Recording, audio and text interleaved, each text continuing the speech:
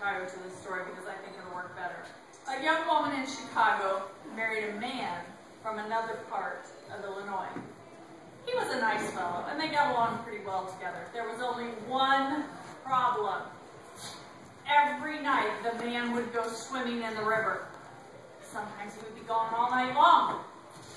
And the wife would complain about how lonely she was. Now, this couple had 2 sons. As soon as the boys could walk, their father began to teach them how to swim. And when they got to be old enough, he took them swimming in the river at night. Often they would stay there all night long. And the young woman would stay home all by herself. After a while, she began to act in a strange way. At least that's what the neighbors said. She told them that her husband was turning into an alligator, and that he was trying to turn the boys into alligators. Everybody told her there was nothing wrong with a man taking his son swimming. That was a natural thing to do. And when it came to alligators, there just aren't alligators in Chicago. Everybody knew that. Early one morning, the young woman came running into Chicago from the direction of the river.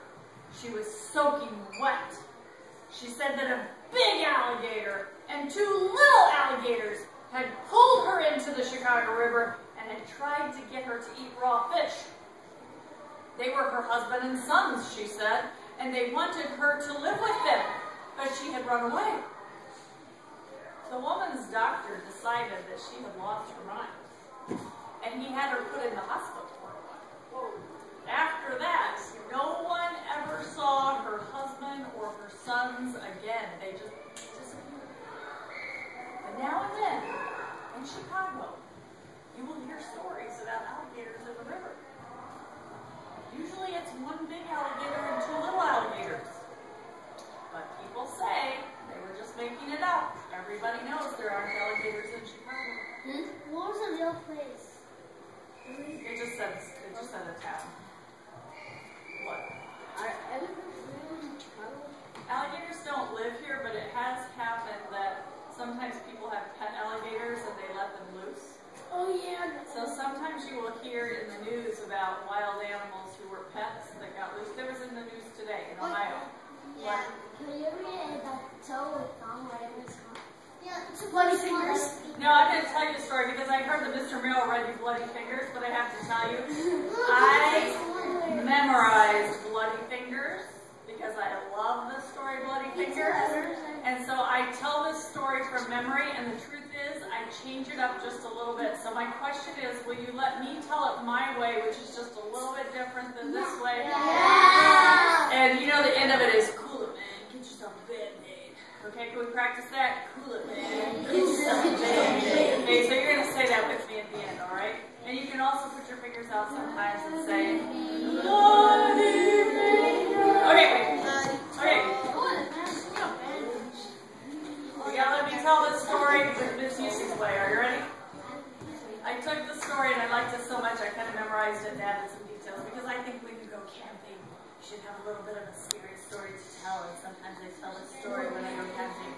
Are you ready? Now, once upon a time, there was a haunted hotel. It had a room with ghosts.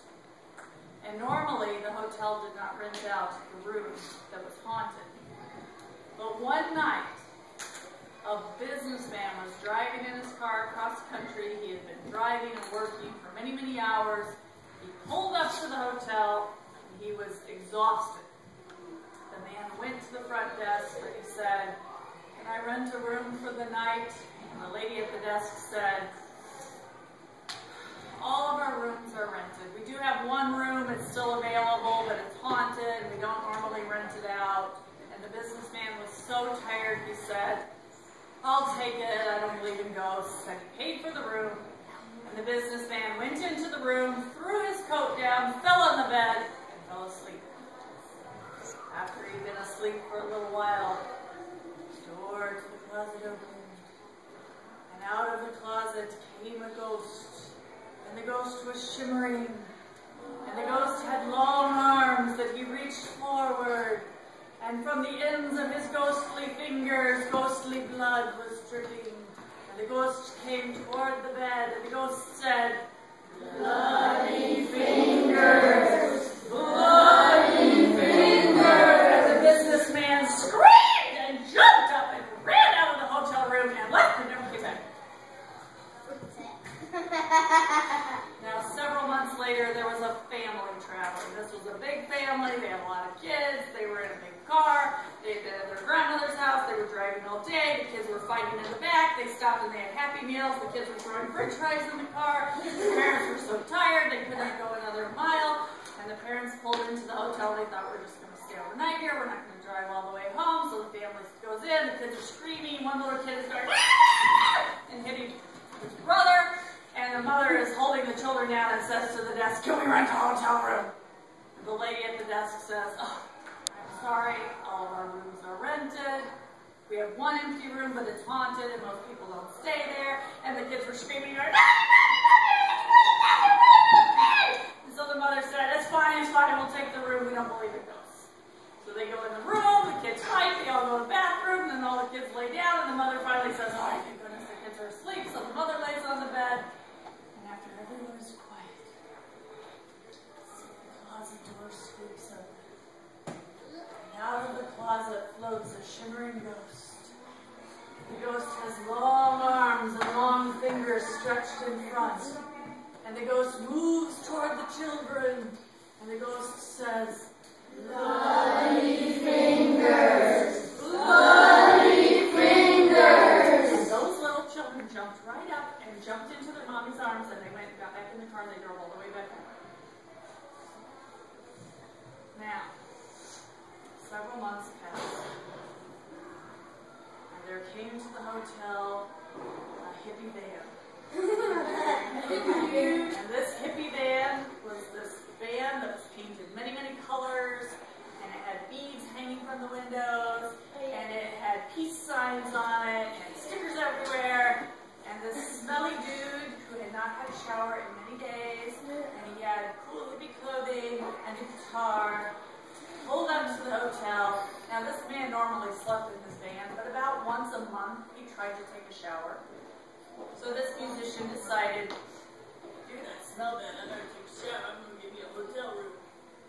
So the hippie musician stopped at the hotel and went in and said, "Sup, can I rent a room?"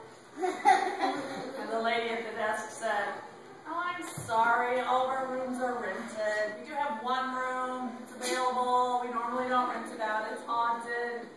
And the hippie musician said, "Cool, I'll take that room."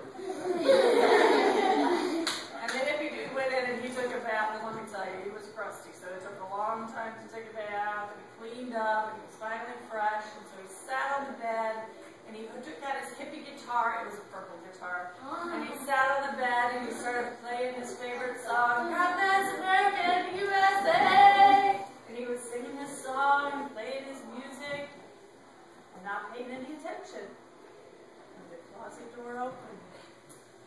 And out floated a ghost with long